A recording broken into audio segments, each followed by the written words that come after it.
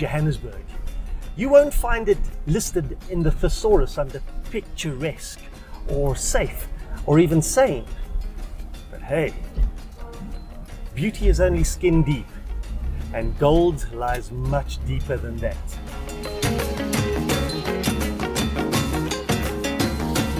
Here we don't agree on much. People can't decide who the original Johannes of Johannesburg was. Was it Johan Rissik, the Surveyor General of the Zuid-Afrikaanse Republiek? Or maybe Johannes Joubert, the Chief of Mining? Possibly even Paul Kruger.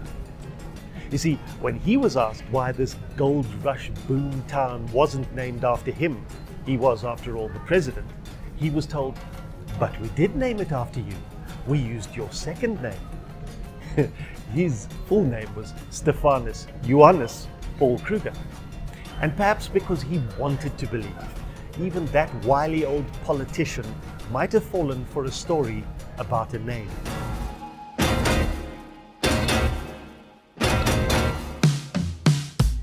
We call it Johannesburg, Josie, Egoli, Joburg.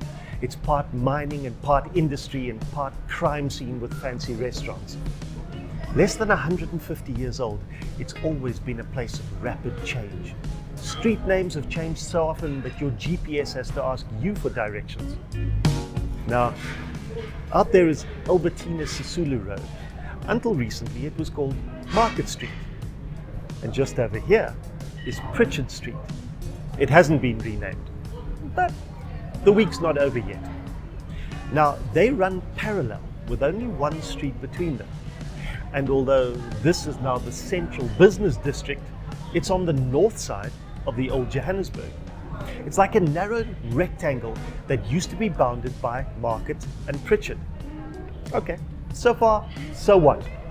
Well, about 30 k's away, literally a full day's ride on a horse, there's a totally separate area, a tiny suburb, coincidentally also shaped like a narrow rectangle, bounded by two streets called Market and Pritchard, with only one street between them.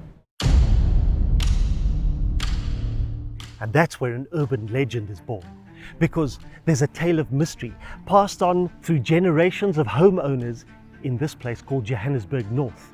Imagine, it's the 1920s. In England, potential investors hear of prime property for sale in an area called Johannesburg North, which sounds a lot like the north of Johannesburg if you're in a faraway country and you're listening for what you want to hear.